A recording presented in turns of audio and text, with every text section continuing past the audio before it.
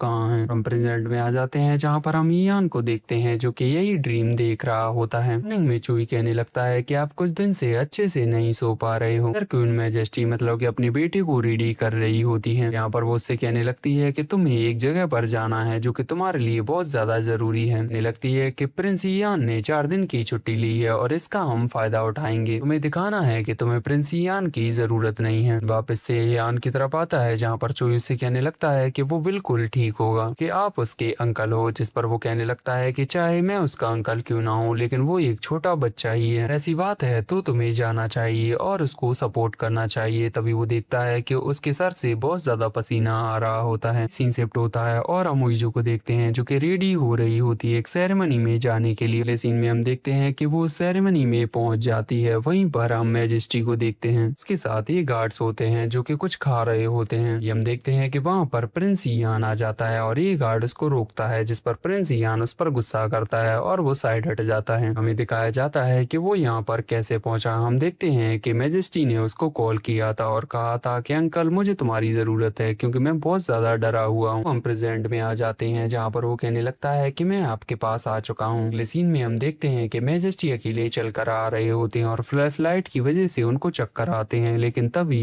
यान आता है और उसके हाथों को पकड़ लेता है और उसके साथ जाने लगता है। स्टेज पर जाकर खड़ा हो जाता है। हम देखते हैं कि हुईजू उन्हें देखती है और स्माइल करने लगती है। इसके बाद अवार्ड सेरेमनी स्टार्ट हो जाती है और यहाँ पर किंग सभी को अवार्ड दे रहा होता है। के बाद अनाउंस किया जाता है कि बेस्ट एंटरप्रेन्योर का अवार्ड हुईजू को मिलता है। देखते हैं कि वो स्टेज पर आ जाती है और मैजेस्टी से कहती है कि आप इसे मुझे पहना सकते हो क्या, जिस पर वो उसे पहना देता है और खुश होता है। जो प्रिंस यान के पास भी जाती है ये फ्लावर्स लेने के लिए और यहाँ पर वो फिर से कहती है कि मैंने तुम्हें मिस किया, लगती है कि तुम्हारी तरफ से भी मुझे कुछ मिलना चाहिए, ये तो मैजेस्टी ने मुझे दिया है। उनके फोटोज खींचना स्टार्ट हो जाते हैं। हम देखते हैं कि हुईजू भी अकेले में अपनी फोटो खींचती है और सोशल मीडिया पर अपलोड करती है। सीन शिफ्ट होता है और हम इनको देखते हैं जहाँ पर वो अपना काम कर रहा होता है। वहाँ पर ये बंदा आता है जो उसको बताता है कि जो इकोनॉमिक ऑनर इवेंट था वो अच्छी तरीके से चल रहा है। यहाँ पर मैंने उन फोटोज को देखने लगता है। तभी साइड से वो जू की फोटो को देखता है और उसे भी अवार्ड मिला हुआ होता है जिसकी वजह से वो वहाँ से निकल जाता है। हम मैजेस्टी को भी देखते हैं जो कि अकेला जा रहा होता है और वो सैड होता है। अभी हम चोई को देखते हैं जो कि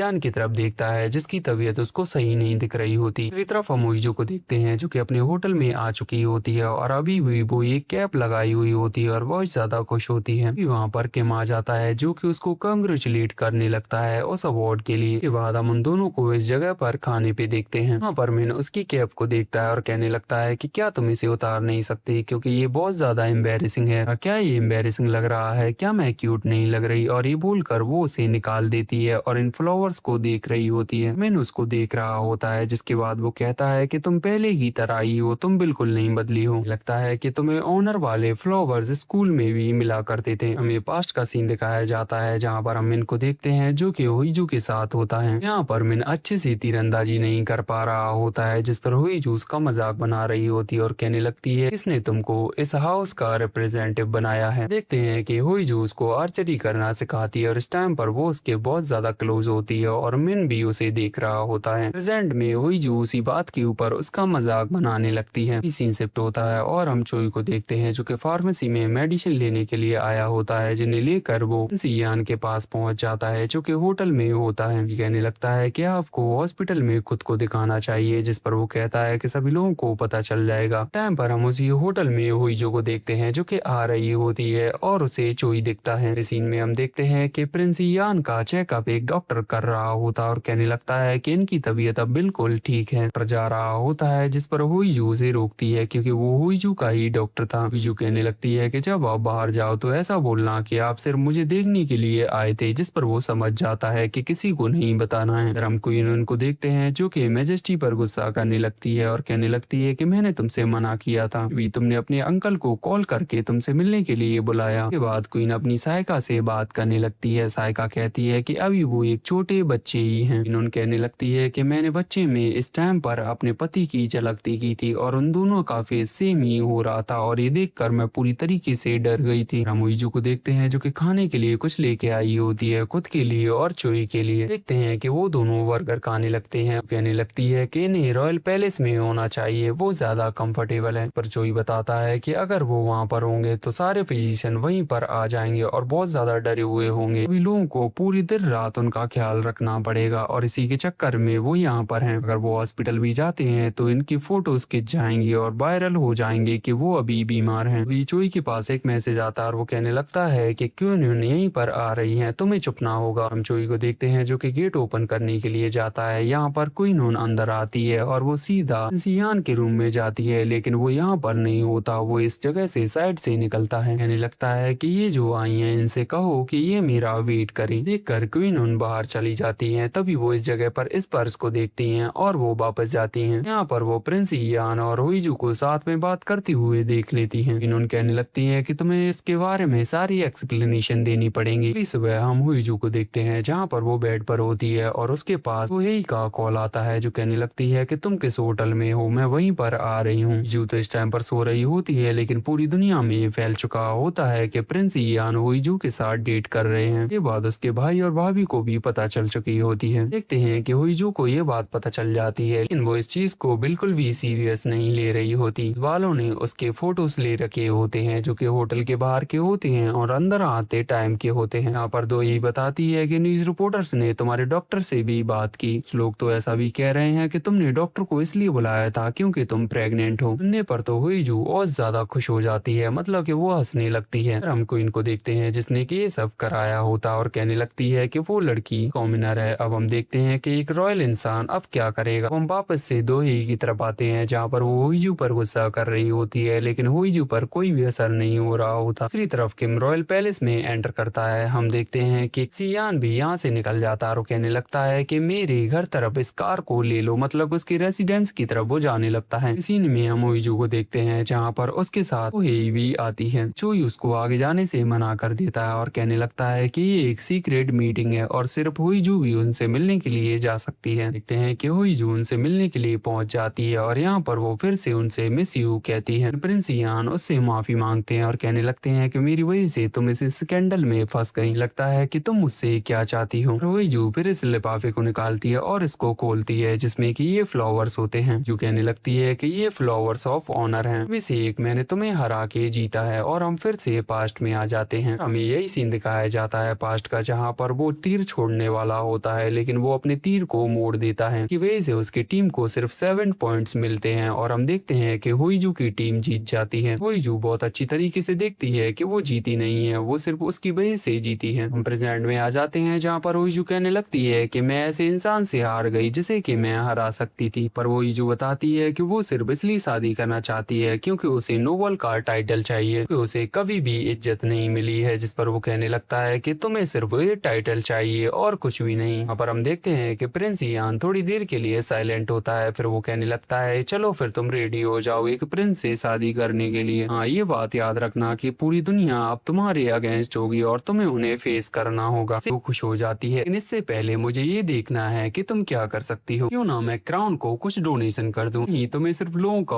ओपिनियन चेंज करना है। अच्छा ऐसी बात है, मैं तो डरी गई थी और ये तो मेरे बाएं हाथ का खेल है। अब हम प्रेजेंट में आ जाते हैं जहाँ पर हुईजू ने पीआर टीम को पहले ही बोल दिया होता है और वो सब कुछ संभाल रहे होते हैं। वो उनके नेगेटिव चीजों को भी पॉजिटिव कर रहे होते हैं। यहाँ पर बस चारों तरफ उनके बारे में पॉजिटिव चीजें चलाई जा रही होती हैं और बताई जा रही होती हैं। फिर प्रिंस हुईजू का हाथ पकड़कर पैलेस में एंटर करता है। उसके सामने प्रिंस की कोर्ट लेडी आती है एंड लगती है कि क्वीन आपका वेट कर रही थी और उन्होंने अपना खाना भी नहीं खाया है। सुनकर प्रिंस हुईजू से कहता है कि तुम मेरा वेट करो, मैं जल्द ही आ जाऊंगा। जो कहती है कि यहाँ पर मैं अकेली रहूंगी क्या। प्रिंस उसके बालों को सहलाता है और कहता है कि तुम्हें डर लग रहा है क्या, पर हुईजू मना करती है और प्रिंस वहाँ से चला जाता है। दूसरी तरफ क्वीन उन दोनों के ही आर्टिकल को देख रही होती है, तभी वहाँ पर प्रिंस आ जाता है। इसके बाद हम उन दोनों को बैठे हुए देखते हैं। क्वीन कहने लगती है कि तुम उस लड़की को यहाँ पर क्यों लेके आए हो, तुम्हारे इंटेंशंस क्या हैं। पर वो बताता है कि होटल में हम दोनों के संबंध पता चलने के बाद हम दोनों शादी करना चाहते हैं। अच्छा तो आप मुझे अब नखरे दिखा रहे हो। पर प्रिंस कहता है कि शादी से पहले माँ बनना। और ये सुनते ही क्वीन का मुंह कुछ ऐसा हो जाता है, अब आराम कर सकते हो क्योंकि ऐसा मैं कोई भी नखरा नहीं करने वाला। बोलकर प्रिंस बाहर निकलता है और चोई बाहर खड़ा हुआ दिखता है कि तुम यहाँ पर हो तो हुईजू की गार्डनिंग कौन कर रहा है। प्रिंस हुईजू के पास जाता है जहाँ पर वो किंग को देखता है जो कि रोमांस खा रहा होता है। प्रिंस किंग के पास आता है और कहने लगता है कि आप यहाँ पर क्या कर रहे हो, मुझे नींद नहीं आ रही थी इसलिए मैं यहाँ पर आ गया। उन्होंने मुझसे कहा कि खाली पेट नींद नहीं आती, अगर तुम्हारा पेट भरा हुआ हो तो तुम्हें बहुत अच्छे से नींद आएगी। की वजह से प्रिंस हुईजू की तरफ देखने लगता है होता है और कोर्ट लेडी जुंग को बुलाता है जो कि किंग को लेकर जाती हैं। हुईजू कहने लगती है कि तुमने उन्हें पूरा खाना क्यों नहीं खाने दिया, उनका पेट पूरी तरीके से भर जाता और वो खाना नहीं पचता तो क्वीन तुम पर गुस्सा करती। यहाँ पर ये भी कहता है कि उन्होंने मेरी रिक्वेस्ट को रिजेक्ट कर दिया है, कि उन दोनों की शादी की रिक्वेस्ट को। जो कहती है कि ऐसा ही मैंने कुछ सोचा था और अब तो मुझे ऐसा लग रहा है जैसे कि मेरे इन लॉज मुझे बुली कर रहे हैं। हाँ एक बात बताओ, अगर क्वीन मुझे बुली करेगी तो तुम किसका साथ दोगे, पता है कि वो तुम्हारी फैमिली है और तुम उसका ही सपोर्ट करोगे। कहता है कि मैं तुम्हारा साथ दूंगा और ये बोलकर वो उसकी तरफ आगे बढ़ने लगता है। कहता है कि ये सब मैं इसलिए करूंगा कि लोगों को ऐसा लगना चाहिए कि हम दोनों के बीच में जो कुछ भी है वो सच है। सीन में प्रिंस कोर्ट लेडी कहता है कि हुईजू यहीं पर सोएगी और उसके लिए कपड़े मंगाने की कहता है। हम उन दोनों को बेड पर देखते हैं जहाँ पर वो दोनों बेड पर होते हैं और उन दोनों के बीच में पिलोज होते हैं। के बाद वो दोनों अपनी अपनी साइड वाली ब्लैंकेट्स को खींचना स्टार्ट करते हैं। दोनों के बीच में ब्लैंकेट खींचने का कंपटीशन स्टार्ट हो जाता है और वो दोनों जोर से चिल्ला रहे होते हैं। हर कोर्ट लेडीज और मेड्स होती हैं जो कि ये सब सुन रही होती है। उनको ये सब वो लग रहा होता है, मतलब कि वही। अगली सुबह हम प्रिंस को देखते हैं जहाँ पर चोई उसको उठाने के लिए आता है और कहता है कि आप बहुत लेट उठ रहे हो, हुईजू मैडम तो बहुत पहले ही यहाँ से निकल चुकी हैं। तभी हम हुईजू को देखते हैं जो कि अपनी बिल्डिंग के नीचे आती है। वही उसके कपड़े देखती है और कहती है कि तुमने अपने कपड़े चेंज नहीं किए। पर वो चलते चलते बताती है कि मुझे सभी लोगों को दिखाना है कि मैं कहाँ से आई हूँ, सभी लोगों को पता चलना चाहिए कि लास्ट नाइट में कहाँ पे थी। और हम फिर से पैलेस में आ जाते हैं जहाँ पर हम क्वीन के पिता स्योंगबोन को देखते हैं क्योंकि उनके लिए कुछ खाने के लिए लेके आया होता है। और यहाँ पर वो कहता है कि उसे आज नींद नहीं आई। बोन कहता है कि आपने अपने पिता को देखा था क्या, जिस पर वो हाँ करता है। सोच में पड़ जाता है। तभी हम पास्ट में आ जाते हैं। यहाँ पर हम प्रीवियस किंग को देखते हैं जो कह रहा होता है कि मुझे डर लग रहा है। बोन कहता है कि आपको डरने की कोई भी जरूरत नहीं है क्योंकि मैं आपके साथ हूँ। वहाँ पर प्रिंस आ जाता है जिसको स्योंगबोन रोक लेता है। कहता है कि यहाँ पर बेडिंग्स रिचुअल्स होने वाले हैं और आपको यहाँ से बाहर जाना चाहिए। प्रिंस नहीं रुकता और वो आगे बढ़ता है। स्योंगबोन कहता है कि अगर आप और ज्यादा आगे बढ़े तो आपके ऊपर कार्रवाई होगी। प्रिंस नहीं रुकता, वो अपने भाई की तरफ जाता है और उसके गले बांध पकड़ लेता है। कहता है कि मैंने तुम्हें एक चांस दिया था, इसके बाद अब जो कुछ भी होगा वो तुम देखोगे, तुम ही ये सब चीजों से डील करोगे। हम प्रेजेंट में आ जाते हैं जहाँ पर हम प्रिंस को देखते हैं जो कि अपना काम कर रहा होता है। बीच उसे अपने भाई की फोटो मिलती है जिसे कि वो देखने लगता है। जो सोशल मीडिया पर लोगों के कमेंट्स देख रही होती है जहाँ पर लोग उसे गंदे गंदे और अच्छे अच्छे भी कमेंट्स कर रहे होते हैं जिन पर वो गुस्सा हो रही होती है। दो ही उसको ये टैबलेट देती है और कहने लगती है कि हम टॉप 5 ट्रेंडिंग कीवर्ड्स में हैं जो कि सिर्फ तुम्हारे बारे में है और उस दिन होटल में तुमने जो कपड़े पहने थे वो कपड़े सोल्ड आउट हो चुके हैं। रोहिजू कहती है कि पीआर टीम को कॉल करो क्योंकि मुझे नंबर 1 स्पॉट पे आना है सेल्स में। भी वहाँ पर मिन आ जाता है और दो ही बाहर चली जाती है। कहता है कि क्या तुम सच में उनसे शादी करने वाली हो, क्या तुम दोनों डेट करके नहीं रह सकते। पर हुईजू झूठ बोलने लगती है और कहती है कि मैं हमेशा से उनके साथ रहना चाहती चाहती थी, हर सुबह उनके साथ उठना चाहती थी। जब मैंने सुना कि उनकी शादी वो किसी और के साथ करने वाले हैं तो मैं उनसे शादी करूंगी। यहाँ पर वो मिन से हेल्प मांगती है अपने मैरिज अप्रूवल के लिए। प्रिंस को हम मीटिंग में देखते हैं, तभी वहाँ पर चोई आ जाता है जिससे सभी लोग बाहर चले जाते हैं। कोई बताता है कि क्वीन की फैमिली में एक ओल्ड मैन है जिसकी तबीयत खराब है। मुझे ऐसा लग रहा है कि उन्होंने ये जानबूझकर किया है कि किसी ओल्ड मैन की तबीयत इतनी ज्यादा खराब हो तो हम कुछ अच्छा नहीं कर सकते। अभी उसके पास हुईजू का कॉल आता है, उसको भी क्वीन के बारे में सब कुछ पता चल चुका होता है कि क्वीन का जो रिलेटिव है वो भी एक नोबल है और उन्होंने ये आर्टिकल निकाल दिया होता है कि उनकी तबीयत खराब है। लेकिन हुईजू कहती है कि मैं उस आर्टिकल को धीरे धीरे दबा दूंगी। तभी पीछे से कुछ लड़कियां उसके ऊपर अंडे फेंक कर मारती हैं। लड़की कहने लगती है कि तुमने रॉयल हाइनेस को सेड्यूस किया है। दूसरी लड़की उसको एक फॉक्स बोल रही होती है, जिस पर हुईजू को बहुत जोर से गुस्सा आता है और वो प्रिंस का कॉल कट कर देती है। चोई प्रिंस के लिए बहुत सारे डॉक्यूमेंट्स लेके आता है और कहने लगता है कि क्वीन यहाँ पर नहीं है तो उनका काम भी आपको करना होगा। हुईजू लड़कियों को डांट रही होती है और उनको बता रही होती है कि मैंने प्रिंस को कोई शेड्यूल्स नहीं किया है, तुम्हें किसी को ऐसे ही जज नहीं करना चाहिए। जिसके बाद वो उन्हें समझाती है कि अगर तुमने नेक्स्ट टाइम ऐसा कुछ किया तो मेरे से ज्यादा बुरा कोई नहीं होगा। सीन शिफ्ट होता है और हम मिन को देखते हैं जो कि चर्च में होता है। इसके बाद वो फादर के साथ बाहर निकलता है और कहता है कि यहाँ पर मैं अपने पाप के लिए प्रार्थना कर रहा था, मेरा मन नहीं था कि मैं उसे कॉन्ग्रेचुलेट करूं। जिसके बाद हमें पास्ट का सीन दिखाया जाता है। ये सीन रॉयल स्कूल का होता है जहाँ पर हम इनको देखते हैं जो कि हुईजू को देखता है कि कुछ सामान चुरा रही होती है। तभी वहाँ पर टीचर आ जाती है, लेकिन हम इनको देखते हैं जो कि उस टीचर से बात करने लगता है। इसी बीच हुईजू जो कुछ लेने आई होती है वो लेकर वहाँ से निकल जाती है और हम इनको देखते हैं जो कि स्माइल कर रहा होता है। हुईजू अपने रूम में आने वाली होती है, तभी वो अपने पिता को बाहर देखती है। उसके बाद वो अपने हेयर को वॉश करके आती है और अपने पिता के सामने आकर बैठ जाती है। यहाँ पर उसके पिता कहने लगते हैं कि तुमने ये जो चीप स्टंट किया है, मुझे पता है कि ये सब तुमने अटेंशन के लिए किया है। कि पिता कहते हैं कि आज अगर तुम्हें याद हो तो आज सियोंग की माँ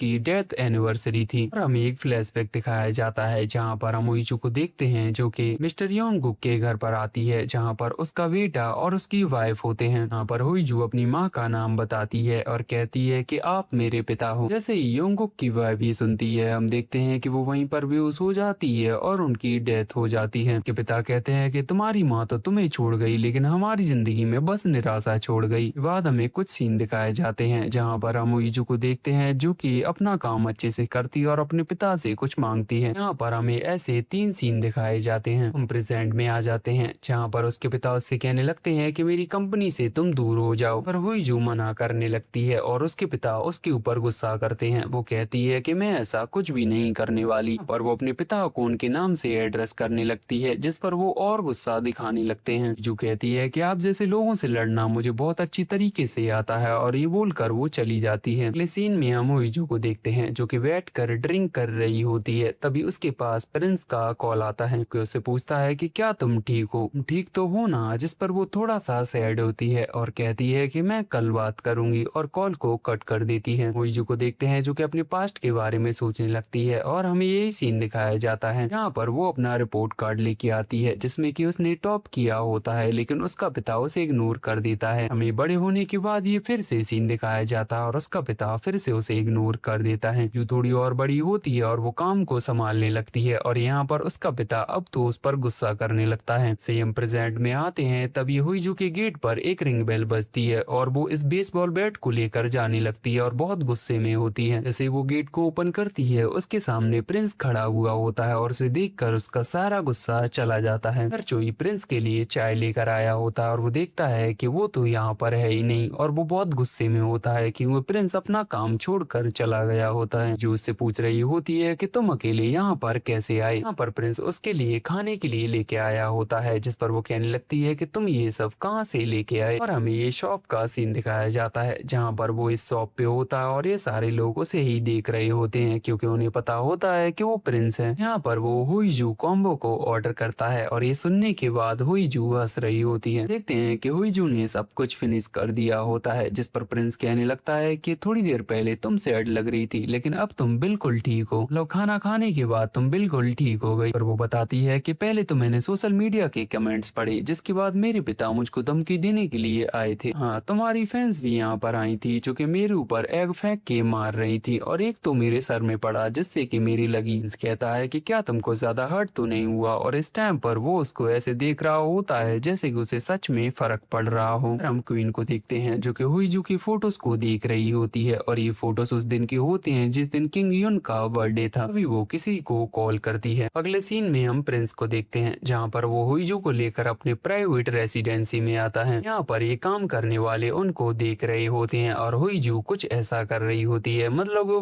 प्रिंस से चिपक रही होती है। प्रिंस कहता है कि तुम कुछ ज्यादा ही कर रही हो। इसके बाद ये बंदा हुईजू को उसके रूम तक लेके जाता है जो उससे कहती है कि मुझे तुम्हें क्या बोलना होगा, जिस पर वो बताता है कि मैं किम फैमिली से हूँ। यहाँ पर वो कहने लगता है कि आप मुझे स्टुअर्ट किम बोल सकती हो। बंदा कहता है कि कल मैं आपको यहाँ पर पूरी जगह पर घुमाऊंगा और कहता है कि मैं आपको क्या बोलूं। हुईजू अपना कार्ड निकालती है और कहती है कि तुम मेरी ऑफिस में काम नहीं करते तो तुम मेरा नाम ले सकते हो। किम कहता है कि क्यों ना मैं तुम्हें महारानी जी कहूँ, और ये सुनते ही वो खुश हो जाती है। के बाद हम हुईजू को देखते हैं जो कि प्रिंस को कॉल करती है और कहने लगती है कि तुम क्या कर रहे हो। प्रिंस बताता है कि वो अपना काम कर रहा है, पर वो उसका साथ देने के लिए कहती है। तभी हम इस लड़की को देखते हैं जो कि बाहर से देख रही होती है, मतलब नजर रख रही होती है, लेकिन उसको कोई भी नहीं दिखाई दे रहा होता। फिर हम हुईजू को देखते हैं जो कि प्रिंस के पास पहुंच गई होती है और यहाँ पर वो उसका कोई भी काम में साथ नहीं दे रही होती। हुईजू कहती है कि मुझे तुमसे क्वेश्चन करना है। कहती है कि तुमने मेरे से शादी करने के लिए हाँ क्योंकि। इस नंबर 1 पे बताता है कि तुम्हारे पास बहुत ज्यादा पैसा है। सुनकर हुईजू थोड़ा सा कंफ्यूज होती है। प्रिंस कहता है सेकंड, तुम बहुत ज्यादा खूबसूरत हो। अच्छा ये तो तुमने सही कहा, मैंने तो पहले ही कहा था कि मैं बहुत ज्यादा खूबसूरत हूँ। तीसरा, जब भी मैं कहूँगा कि मुझे राजा बनना है सभी लोग मेरे अगेंस्ट होंगे और मुझे समझने वाला कोई नहीं होगा, लेकिन वहाँ पर सिर्फ तुम होगी जो कि मुझे समझोगी। और हुईजू बस ये सब सुन रही होती है। के बाद हमें क्वीन को दिखाया जाता है जहाँ पर वो कहीं जाने के लिए रेडी होती है, लेकिन तभी वो अपनी मेड से कहती है कि मैं वहाँ पर नहीं जा रही हूँ क्योंकि मुझे कुछ काम है। अभी हम ब्लैक सूट में कुछ लोगों को देखते हैं जो कि प्रिंस के प्राइवेट रेसिडेंसी में घुसते हैं। देखते हैं कि किम आकर पहले ही उसको उठा चुका होता है, मतलब कि हुईजू को। यहाँ पर ये सभी लोग अंदर आते हैं और कहने लगते हैं कि उस दिन जो फायर लगी थी हम उस दिन की इन्वेस्टिगेशन कर रहे हैं। यहाँ पर वो उसको बर्थडे वाली पिक दिखाता है और कहने लगता है कि आप उस दिन रिस्ट्रिक्टेड एरिया में घुसे थे। जो कहती है कि उस दिन मैं खो गई थी और उस जगह पर पहुंच गई। पर वो बंदा कहने लगता है कि उस दिन जो आग लगी थी हमें लगता है कि वो आपने लगाई है। क्या आप बता सकते हो कि जिस दिन आग लगी थी आप उस दिन कहाँ पर थी? और हमें यही सीन दिखाया जाता है। लेकिन हुईजू यहाँ पर नहीं बताती कि उस दिन वो प्रिंस के साथ थी। देखते हैं कि ये लोग सारे सामान को उठाने लगते हैं और ये लोग हुईजू के ऑफिस में भी पहुंच गए होते हैं और वहाँ से भी सामान उठा रहे होते हैं। हुईजू को देखते हैं जो कि प्रिंस को कॉल करने की कोशिश कर रही होती है। तभी वहाँ पर किम आता है और कहने लगता है कि उनका फोन तो उनके पास होगा ही नहीं, कि आज वो अपने एंसेस्टर्स के रिचुअल्स में हैं और वो बिजी होंगे। हुईजू ने दोहेई को कॉल करके बोल दिया होता है कि वो प्रिंस से जाके मिले, जिस पर किम बताता है कि वो प्रिंस से नहीं मिल सकती क्योंकि वहाँ पर कोई भी आम जनता नहीं जा सकती। की वजह से हुईजू तो इन लोगों के साथ जाने लगती है, लेकिन वो किम को भेज देती है जो कि दोहेई के पास पहुंच जाता है। और हमें ये सीन दिखाया जाता है जहाँ पर हम हुईजू को देखते हैं जो कि उसको प्रिंस का होप ही देती है कि वजह से वो प्रिंस के पास जा सकते हैं। और हम इन दोनों को ही देखते हैं कि उस जगह पर आ चुके होते हैं जहाँ पर रिचुअल चल रहा है, लेकिन वो प्रिंस के पास नहीं जा सकते। दोहेई चोई को देखती है और उसके बगल से ये आउटफिट पहनकर पहुंच जाती है। यहाँ पर वो चोई से बात करने लगती है। अगले सीन में हम देखते हैं हुईजू को जो कि इन लोगों के साथ होती है और पैलेस में आ चुकी होती है। ये हम देखते हैं कि वहाँ पर प्रिंस, चोई और दोहेई तीनों आ चुके होते हैं और वो उसको रोक लेते हैं। कहता है कि तुमने ये सब किसके कहने पर किया था? तभी वहाँ पर क्वीन आ जाती है और कहती है कि ये सब मेरे कहने पे किया था कि उस दिन जिसने भी वो आग लगाई थी वो अभी तक पकड़ा नहीं गया है। उस दिन इसने बहुत सारी चीजें की थी जिससे तो यही लगता है कि ये आग उसने ही लगाई है। कहती है कि इसकी मदद से मैं इसकी रेपुटेशन भी गिरा सकती हूँ और इसकी कंपनी की रेपुटेशन भी। जिसे सुनकर हुईजू आगे आती है, लेकिन प्रिंस उसे रोकता है। कहता है कि अगर इसके ऊपर कोई भी इल्जाम लगाया जाएगा तो वो मेरे ऊपर भी अप्लाई होगा। कहने लगती है कि क्या आप इतनी कॉन्फिडेंस के साथ रह पाओगे? पर प्रिंस हाँ करता है और कहता है कि क्या आप ये सब झेल पाओगी? ये बोलते टाइम हम देखते हैं कि चारों तरफ बस शांति होती है। अभी चोई दोहेई की तरफ इशारा करता है और हम दोहेई को देखते हैं जो कि हुईजू के पैरों में लात मार देती है। की वजह से प्रिंस उसको अपनी गोदी में उठा लेता है और फिजिशियन को बुलाने के लिए कहता है। और ये सुनते ही हम देखते हैं कि हुईजू नाटक करने लगती है, मतलब कि वो एकदम से बेहोश होने का नाटक करती है। ये सब देखती है और उसका चेहरा पूरी तरीके तरीके से उतर चुका होता है, जिसके बाद प्रिंस उसको यहाँ पर लेके आता है और बेड पर पटक देता है। जू बैठ जाती है और कहने लगती है कि आपने क्या एक्टिंग की थी, और वो उसके लिए ताली बजाती है। कहती है कि मैंने देखा कि आप मेरा साथ दे रहे थे जब क्वीन ने मेरी रेपुटेशन नीचे करने की बात की थी। पर प्रिंस कहता है उससे क्या हो रहा है, और वो बताती है कि वहाँ पर बहुत सारे लोग थे, उन्होंने वहाँ पर बहुत सारी चीजें देखी और सुनी, और अब तक तो वो पूरे पैलेस में फैल चुकी होंगी। हम देखते हैं कि ऐसा ही हो रहा होता है, चारों तरफ बस उन दोनों की ही बातें चल रही होती हैं कि वो दोनों एक दूसरे से कितना प्यार करते हैं। इसी वजह से क्वीन बहुत ज्यादा गुस्सा में होती है और अपनी मेड से पूछने लगती है कि तुम्हें क्या लगता है कि उन दोनों के बीच में जो है वो सच है। वही जू पैलेस से निकल जाती है प्राइवेट रेसिडेंसी के लिए। हम देखते हैं कि वो वहाँ पर पहुँचती है, सभी लोग उसे देखकर बहुत ज्यादा खुश होते हैं और यहाँ पर वो किम की तारीफ करती है और उसके लिए ताली बजाती है। इस सीन में हम देखते हैं कि वही जू फ्रेश होकर आती है और वो प्रिंस को कॉल करती है और वो दोनों बातें करने लगते हैं। कहता है कि कल से तुम्हारे यहाँ पर रॉयल गार्ड्स होंगे, जिस पर वो कहती है कि अभी तो हमारी शादी नहीं हुई है, अभी से रॉयल गार्ड्स, तुम इतना सब कर रहे हो तो मैं भी कुछ करती हूँ। जिसके बाद हम देखते हैं कि वो उसकी कार लेकर निकलती है, इस जगह पर आ जाती है। हम देखते हैं कि दूसरी साइड से प्रिंस भी आ जाता है, मतलब वॉल के दूसरे साइड खड़ा हुआ होता है। यहाँ पर वो उसके लिए कॉफी लेके आई होती है, कहने लगती है कि ये बहुत ज्यादा एक्सपेंसिव है, लगती है कि इसे तुम्हें काम करने में अच्छा लगेगा, और कहती है कि ये लो तुम्हारे लिए कुछ टैबलेट्स। और वो ये सब करने की मना करता है, लेकिन वो उसको रोक देती है और कहती है कि तुम पहले ही डॉक्टर से नहीं मिले हो। तब सुनने के बाद हम प्रिंस को देखते हैं जो कि बस हुईजू को देखता हुआ जा रहा होता है। तभी हम देखते हैं कि वो उसको पकड़ लेता है, पकड़ने के बाद वो उसको किस करता है, और इसी मैंने तुम्हें किस इसलिए किया क्योंकि हम पर कोई नजर रख रहा है और हमारे फोटोज खींच रहा है। सुनने के बाद हुईजू कहने लगती है ठीक है फिर तुम मुझे दोबारा से किस करो ताकि हमारे फोटोज अच्छे से आए। लेकिन हम देखते हैं कि प्रिंस उसके ऊपर हंसता है कि हुईजू कुछ ऐसा मुंह बना रही होती है और उसे देखकर लग रहा होता है जैसे कि वो जान मान कर उसे किस करना चाहती हो। इस सीन में हम प्रिंस को देखते हैं जहाँ पर वो मीटिंग में होता है और उस जगह पर मिन और स्योंगबॉन भी होते हैं। यहाँ पर वो सभी लोग उन दोनों के संबंध के बारे में ही बात कर रहे होते हैं। प्रिंस कहता है कि हम लोगों को जल्दी से जल्दी लोगों का आंसर देना होगा। स्योंगबॉन कहने लगता है कि वो लड़की एक कॉमिनर है और यहाँ तक कि वो एक नाजायज औलाद भी है। हम मिन को देखते हैं जो कहने लगता है कि आपको मीडिया में ऐसा कहना चाहिए कि हम दोनों ने अभी कुछ भी नहीं सोचा है, हम दोनों का कंफर्म नहीं है कि हम दोनों एक दूसरे से शादी करेंगे या नहीं, क्योंकि दो यंग लोगों के बीच में प्यार होना ये एक नॉर्मल सी बात है। पर प्रिंस भी मान जाता है और वो हाँ कर देता है। तभी हम स्योंगबॉन को देखते हैं जो कहने लगता है कि वो औरत आपके प्राइवेट रेसिडेंसी में रह रही है, को उसको वहाँ से निकालना होगा। जिस पर प्रिंस कहने लगता है कि मेरी वजह से उसके ऊपर अटैक हो रहे हैं, तक के पैलेस में इतनी सारी सिक्योरिटीज होने के बाद भी हमारे ऊपर फोटोज खींचे जा रहे हैं। अगर मैं उसको घर पे छोड़ दूं और उसके साथ कुछ भी हुआ तो उसकी जिम्मेदारी आप लोगे क्या। जिस पर वो चुप हो जाता है। सुनकर मिन कहने लगता है चलो ठीक है वो वहीं पर रहेगी, लेकिन आपको पैलेस में रहना होगा। बाहर के लोगों को अगर पता चलेगा कि एक लड़की के चक्कर में पैलेस में लड़ाई हो रही है तो ये अच्छा नहीं रहेगा। सुनने पर प्रिंस उसको थोड़ा सा घूर कर देखने लगता है। के बाद हम प्रिंस को देखते हैं जो कि सभी लोगों से कहने लगता है या फिर मैं यहाँ से तुम सभी लोगों को छोड़कर चला जाऊंगा या फिर वो लड़की मेरी वाइफ बनेगी। इस सीन में हम क्वीन को देखते हैं जो कि अपने पिता के सामने होती है और बहुत ज्यादा गुस्से में होती है। लगती है कि वो लड़की अभी भी यहीं पर रहेगी, ये आपने क्या निर्णय निकाला है। इस पर स्योंगबॉन कहने लगता है कि मुझे तो सिर्फ आपका अप्रूवल चाहिए, बाकी तो उस लड़की को मैं देख लूंगा। मतलब कि वो हुईजू के साथ कुछ गलत करने वाला है। वही सीन हुईजू की तरफ आता है जहाँ पर उन सभी लोगों के साथ बैठकर न्यूज देख रही होती है। उस न्यूज में हमें एक बंदे को दिखाया जाता है जो कि फॉर्मल रॉयल स्पोकमैन होता है, जिसका नाम प्रोफेसर हवांग होता है। जो कहने लगती है कि ये कौन है। ये लड़की बताती है कि पहले वो रॉयल स्पोकमैन था, उसको ब्लैक लिस्टेड कर दिया गया था कि उसने कहा था कि लास्ट प्रीवियस किंग की मौत कोई एक्सीडेंट नहीं था, वो एक मर्डर था। प्रोफेसर हवांग न्यूज पर कह रहे होते हैं कि वो लड़की एक कॉमिनर है और ऐसा तो मुमकिन ही नहीं है कि उसकी शादी प्रिंस के साथ हो जाए। हम प्रिंस को देखते हैं जो कि वहाँ पर आ जाता है, जिसके बाद वो दोनों यहाँ पर बैठे हुए होते हैं। यहाँ पर हुईजू न्यूज़पेपर में उन दोनों के फोटो देख रही होती है, मतलब ये किस वाली फोटो। कहती है कि मैंने तुमसे कहा था ना कि हम दोनों एक और बार किस कर लेते हैं, इस फोटो में मेरा एंगल अच्छा नहीं आया है, तुमको अभी भी इस किस की पड़ी है। इसके बाद वो दोनों ऐसे ही बात करने लगते हैं। तभी हम हुईजू को देखते हैं जो कि अपनी होठों पर जीभ फेरने लगती है। प्रिंस उसको देख रहा होता है और उसी किस के बारे में सोचता है। हुईजू उसकी गालों को पकड़ लेती है और कहने लगती है कि हम दोनों की जितनी जल्दी शादी हो जाएगी हम दोनों का उतना ही जल्दी डिवोर्स हो जाएगा। टाइम पर वो उसको पकड़ी हुई होती है और प्रिंस उसको बस देखता ही जा रहा होता है। फिर वो उसके हाथों को दूर कर देता है। प्रिंस कहने लगता है कि royal weddings step to step होनी चाहिए, जिस पर वो कहती है कि क्या तुम्हारे पास इतना टाइम है वेस्ट करने के लिए, क्योंकि मेरे पास तो नहीं है। हम मोइजो को देखते हैं जो कि उसके क्लोज आती है और कहने लगती है कि क्या तुम फ्री हो, जिस पर प्रिंस कहने लगता है कि हाँ मैं थोड़ा सा फ्री हूँ। के बाद हम स्टुअर्ट किम को देखते हैं जहाँ पर वो हुईजो की हेयर को सही कर रहा होता है और प्रिंस और चोई आपस में बात कर रहे होते हैं। प्रिंस कहने लगता है कि उसे प्रिंसेस डायना बनना है, मतलब उसको वही यूके वाली प्रिंसेस डायना बनना है। अभी हम हुईजो को देखते हैं जो कि रेडी होकर बाहर आती है और प्रिंस बस उसको देखता ही जा रहा होता है। स्टुअर्ट किम कहने लगता है कि आज ये बहुत ज्यादा सुंदर लग रही हैं, जैसे कि एक एंजल धरती पर आ गई हो। सुनकर पहले तो वो हाँ करता है फिर ना करता है। तो तुमने तो कहा था कि तुम्हें एक अच्छी प्रिंसेस बनना है, लेकिन इसमें तो तुम एक बिगड़ी हुई प्रिंसेस लग रही हो। सुनकर हुईजू गुस्सा हो जाती है और वापस चली जाती है। थोड़ी देर बाद हम हुईजू को देखते हैं जो कि कुछ ऐसे कपड़े पहन कर आती है और प्रिंस को वो अच्छे लगते हैं। देखते हैं कि वो दोनों साथ में कार में जा रहे होते हैं और यहाँ पर प्रिंस उसके लिए मिरर पकड़ता है ताकि वो अपने बालों को सही कर सके। करते हुए हम प्रिंस को देखते हैं जो कि बहुत ज्यादा खुश होता है। इस सीन में हम उन्हें बास्केटबॉल ग्राउंड के बाहर देखते हैं जहाँ पर हुईजू उसके लिए एक टी शर्ट लेके आई होती है। पर चोई कहने लगता है कि प्रिंस ये वाली टी शर्ट नहीं पहन सकती और ना ही वो किसी का प्रमोशन कर सकते हैं। हुईजू चोई को वो टी शर्ट पहनने के लिए कहती है। हम देखते हैं कि प्रिंस जेलस होता है और उससे वो टी शर्ट ले लेता है। से वो लोग स्टेडियम में आते हैं। हम देखते हैं कि वहाँ पर हुईजू का भाई और उसकी भाभी होती है। यहाँ पर प्रिंस उसके भाई और उसकी भाभी से मिलता है। हुईजू इस टाइम पर अपने भाई पर गुस्सा कर रही होती है और कुछ भी ना बोलने के लिए कहती है।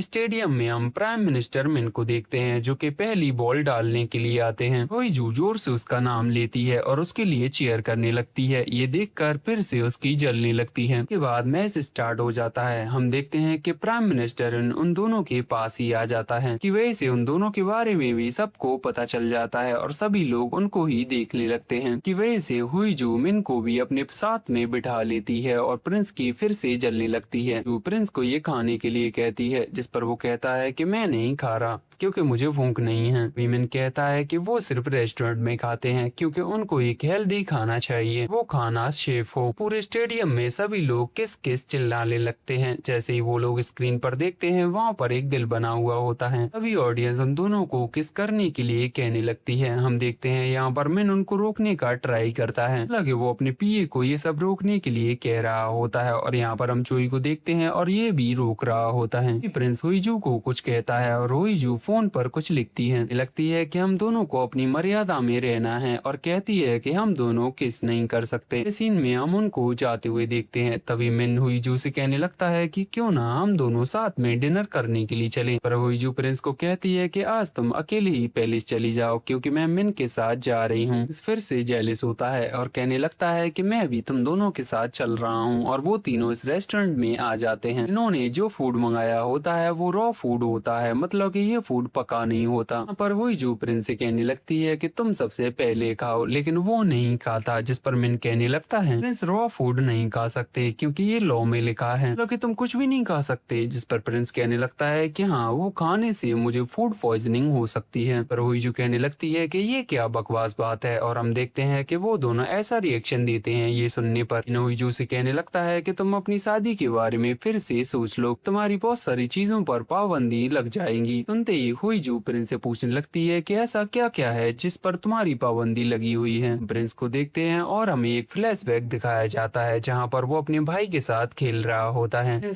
योन अपने बड़े भाई से कहने लगता है कि क्या मैं आपका ड्रैगन रोब पहन सकता हूँ। उसका भाई उसको ये रोब पहना देता है और कहने लगता है कि तुम बहुत अच्छे दिख रहे हो। तभी उनका पिता मतलब कि लेट किंग वहाँ पर आ जाता है। उसको ये कपड़े पहने हुए देखकर उसमें बहुत जोर से थप्पड़ मारता है। कहने लगता है कि तुम्हारी ये पहनने की हिम्मत कैसे हुई। के बाद वो रोते हुए चलते जा रहा होता है और हमें पीछे से किंग की आवाज सुनाई देती है जहाँ पर वो कहने लगता है कि तुम कभी भी रेड नहीं पहनोगे क्योंकि वो रेड राजा का होता है। कभी भी सबसे आगे जाकर लीड नहीं करोगे क्योंकि किंग हमेशा सभी को लीड करता है। ना ही तुम कभी क्वेश्चन करोगे क्योंकि हमेशा किंग का वो कमांड होता है। प्रिंस ये सब सोच रहा होता है, जिसके बाद वो हुईजू को ये डिश खाने के लिए देता है। कहने लगता है कि जितना तुम्हें खाना है तुम अभी खा लो क्योंकि रॉयल वेडिंग के बाद तुम तुम कुछ भी नहीं खा पाओगी। हुईजू ऐसा ही करती है, वो खाने को खाने लगती है। सीन में हम प्रिंस को पैलेस में देखते हैं जहाँ पर कोर्ट लेडी चोई आती है। प्रिंस से कहने लगती है कि मुझे हुईजू को रॉयल में कैसे रहना है, उसके रहन सहन सिखाने होंगे। यहाँ पर वो प्रिंस से उसके लिए अप्रूवल मांगती है, जिस पर प्रिंस उसको मना नहीं कर पाता और हाँ कह देता है। लेकिन हम हुईजू को देखते हैं जो कि अपने ऑफिस के लिए बाहर आती है और लेडी चोई उसके सामने खड़ी हुई होती है। उसके सामने हुईजू आ जाती है और वो दोनों एक दूसरे को इंट्रोड्यूस कराते हैं। तभी हुईजू के पास सुहेई का कॉल आती है और यहाँ पर वो जल्दी से जाकर कार में बैठ जाती है और कहती है कि मैं बिजी हूँ और वहाँ से निकल जाती है। के बाद वो प्रिंस से बात कर रही होती है और ये सारी चीजें बताती है। प्रिंस कहता है कि वो तुम पर बहुत ज्यादा गुस्सा कर रही होंगी तुम्हारे जाने के बाद। इस उसको बताता है कि वो तुम्हें प्रोटोकॉल, हिस्ट्री, हेरिटेज और रॉयल फैमिली के बारे में सब कुछ बताएंगी। हुईजू रॉयल कार में अपनी कंपनी तक पहुंच जाती है जहां पर दो ही उसको बाहर मिलती हैं। जो अभी भी प्रिंस से बात कर रही होती है और कहने लगती है कि मैं वो लेसन्स ले लूंगी। टाइम पर प्रिंस बहुत ज्यादा खुश हो रहा होता है। तभी हम चोई को देखते हैं जो कि उसके पास आ जाता है। आकर वो आओ कहता है, कहने लगता है कि तुम दोनों के बीच में स्कूल में कुछ नहीं था क्या, कि मुझे ऐसा लग रहा है कि तुम दोनों बहुत अच्छे कपल बनोगे। दूसरी तरफ हम दो ही को देखते हैं जो कि हुईजू को बता रही होती है कि उसकी बहुत सारी मीटिंग्स हैं आज। के बाद वो उस किस के बारे में डिस्कशन करने लगती है और यहाँ पर वो हुईजू को टीज कर रही होती है। हुईजू कहने लगती है कि आपको टेलर के पास चलना होगा न्यू कपड़ों के लिए। जैसे ही हुईजू पूछती है कि ये किस लिए, सीन कट होता है और हम उसके भाई और भाभी को देखते हैं। यहाँ पर वो दोनों उसके बारे में ही बात कर रहे होते हैं और कहने लगते हैं कि मुझे ऐसा क्यों लग रहा है कि वो कासल कुरुफ की हेयर बन जाएगी। वैसे उसकी वाइफ आन कहने लगती है कि हमें उसकी शादी करानी होगी प्रिंस के साथ, कि मैंने देखा है कि जो रॉयल लोग होते हैं वो कभी भी पब्लिक अफेयर्स में एंटर नहीं करते। उसकी शादी प्रिंस के साथ हो जाएगी तो तुम अपनी कंपनी के मालिक बन जाओगे, ना कि वो। हम कहने लगता है कि अगर उसने डिवोर्स ले लिया तो क्या होगा, जिस पर वो कहती है कि तुमने कभी सुना है क्या कि किसी रॉयल को डिवोर्स लेते हुए। मतलब ये वो दोनों मिलकर अब हुईजू का साथ देंगे प्रिंस के साथ शादी कराने के लिए। दूसरी तरफ हम हुईजू को देखते हैं जहाँ पर वो अपने कपड़े सिलाने के लिए आई होती है। दो ही बाहर की तरफ इस कार को देखती है और उससे कहने लगती है कि तुम्हारी रेड कार कहाँ है, जिस पर हुईजू बताती है कि वो शॉप में है, मतलब रिपेयर शॉप में। कहती है कि कोई मेरी गाड़ी में ठोक गया था क्योंकि आजकल सभी लोग मुझे मारने के फिराक में हैं। काम होते होते हम हुईजू को देखते हैं जो कि प्राइवेट रेसिडेंसी में पहुंचती है और ये लोग उसका सामान लेने के लिए जल्दी से आते हैं। अभी हम उसके सामने कोर्ट लेडी चोई को देखते हैं। जैसे ये लोग उसे देखते हैं वो भाग जाते हैं। के बाद हम कोर्ट लेडी को देखते हैं जो कि हुईजू को बोलना सिखा रही होती है कि उसे कैसे बोलना है। इसके बाद वो उसका चलना देखती है। तभी सीन किंग की तरफ आता है जहाँ पर वो ठीक से खड़ा नहीं हो पा रहा होता। उसकी माँ उसको बहुत अच्छे से समझा रही होती है कि तुम्हें किसी के आगे नहीं झुकना है। वापस से हुईजू की तरफ आता है जहाँ पर वो उल्टा लेडी चोई को का पोस्चर सही कराना सिखा रही होती है। तभी वहाँ पर प्रिंस आ जाता है जो कहने लगता है कि आपने तो कहा था कि सब कुछ मेरे ऊपर छोड़ दो। से हुईजू प्रिंस को देखती है वो उसकी तरफ भागती हुई आती है और उसको हक कर लेती है। कहने लगती है कि आज मैं पूरा दिन बहुत ज्यादा एग्जॉस्ट हो चुकी हूँ, क्या तुम इनको यहाँ से लेके जा सकते हो। लेडी चोई कहने लगती है कि आपको पैलेस में होना चाहिए, जिस पर वो कहता है कि आप भी मेरे साथ चलोगी और ये मेरा ऑर्डर है। अगले दिन हम प्रिंस को देखते हैं जो कि मिन के साथ चेस खेल रहा होता है। तो ये बातों में प्रिंस उससे कहने लगता है कि क्या तुम मेरी शादी को रोक रहे हो, जिस पर वो मना करता है। देखते हैं कि इस चेस को मिन जीत जाता है। के बाद मिन कहता है कि मैं उस फायर वाले इंसिडेंट्स को देख लूंगा ताकि क्वीन तुमसे कुछ ना कहे। सीन शिफ्ट होता है और हम देखते हैं लेडी चोई को जहाँ पर वो हुईजू के सामने होती है। यहाँ पर वो रॉयल फ्यूनरल के बारे में बता रही होती है कि तुम्हें वहाँ पर कैसे जाना है, के नाना धोना एंड एवरीथिंग एट ऑल। पर हुईजू कहती है कि मैंने तो ऐसा कुछ नहीं सुना है, जिस पर लेडी चोई कहती है कि इस टाइम जो फ्यूनरल दिखाया गया था पब्लिक में वो 2005 में दिखाया गया था। तब ग्रैंड प्रिंस की माँ की मौत हुई थी, इनका नाम ये योन था। और फिर 7 साल पहले किंग हुईजोंग की मौत हुई थी। 3 साल पहले हमारे जो किंग है उनके पिता की मौत हुई थी, मतलब कि ग्रैंड प्रिंस की भाई की। इन तीनों सीन में प्रिंस को देखते हैं जो कि बिल्कुल भी इमोशनल नहीं हो रहा होता। सुनने के बाद हुईजू रोने का नाटक करने लगती है और वहाँ से चली जाती है। पर आकर वो उन मौतों के बारे में देखने लगती है। पहली मौत एक्सीडेंट से हुई थी, दूसरी मौत हार्ट अटैक से हुई थी, तीसरी मौत आग लगने की वजह से हुई थी। जिसके बाद वो प्रिंस को कॉल करती है जो कि उसका कॉल नहीं उठाता। क्योंकि इस टाइम पर वो क्वीन के सामने होता है जहाँ पर क्वीन उसको इस लड़की से मिलाती है जो कि किम फैमिली से होती है। इसका नाम जेई ग्योंग होता है। इन कहने लगती है कि कल तुम्हें शाही संबंध लोगों के साथ डिनर करना है। मेरी तबीयत आजकल कुछ खराब है, मेरी जगह पर तुम इसको लेके जा सकते हो। कल आपकी तबीयत कुछ ज्यादा ही खराब हो रही है, क्योंकि आजकल मेरे माइंड में कुछ ज्यादा ही बातें चल रही हैं। सुनने के बाद किम इस लेडी से कहता है और कहता है कि तुम इनका ध्यान ठीक से नहीं रख रही हो। कहता है कि रॉयल फिजिशियन से कहो जो कि क्वीन को 3 बार चेक करने के लिए आए एक दिन में। मुझे लगता है कि आप आराम करो और ये एंगेजमेंट मैं अकेले ही हैंडल कर लूंगा। लड़की क्वीन से कहने लगती है कि क्या मेरी वजह से वो गुस्सा होके चले गए, जिस पर क्वीन कहने लगती है कि तुमको बस सब्र करना है। देखते हैं कि वहाँ से प्रिंस निकल आता है और बहुत गुस्से में होता है। इसके बाद कहने लगता है कि क्वीन के बगल से जो लड़की बैठी हुई थी उसके बारे में पता करो। जोई कहने लगता है कि आपके पास हुईजू का कॉल आया था। पर प्रिंस अपना फोन लेता है और वो हुईजू को कॉल रिटर्न करता है। आते ही वो कहता है कि मैं बिजी था, जिस पर वो पहले तो गुस्सा होने वाली होती है लेकिन वो खुद को रोक लेती है। कहती है कि तुम्हें मेरी बात बहुत अच्छे से सुननी है और कहती है कि मैं तुम्हारे साथ हूँ। सुनने पर तो प्रिंस बस चुप ही हो जाता है। ये कहने का मतलब ये है कि अगर तुम सक्सेस होगे तो मैं सक्सेस होऊंगा, क्योंकि हस्बैंड एंड वाइफ यही तो करते हैं। मैं तुमको इसलिए नहीं बोल रही क्योंकि तुम बहुत अच्छे दिखते हो और इसके लिए तुम कुछ ज्यादा एक्साइटेड मत हो जाना। हम देखते हैं कि वो उसके कॉल को कट कर देता है। कट करने के बाद स्माइल करने लगता है। अभी वो चोई को बुलाता है और कहने लगता है कि आज शाम को मैं प्राइवेट रेसिडेंसी में जाऊंगा। अभी हम किंग को देखते हैं जो कि अपने स्कूल से निकल रहा होता है। ज्यादातर बच्चे उससे डर रहे होते हैं क्योंकि वो किंग होता है। तभी वहाँ पर मिन आ जाता है। कहने लगता है कि आज मुझे आपसे कुछ काम है। तभी हम उसको रास्ते में देखते हैं जो कहने लगता है कि मुझे खेलने के लिए जाना है। दूसरी तरफ हम ओइजू को देखते हैं जहाँ पर लेडी चोई उसको चलना सिखा रही होती है, वो भी कुछ ऐसे, और इससे पहले वो बहुत सारी बॉयल्स को तोड़ चुकी होती है। अभी वहाँ पर मिन के साथ किंग आ जाता है।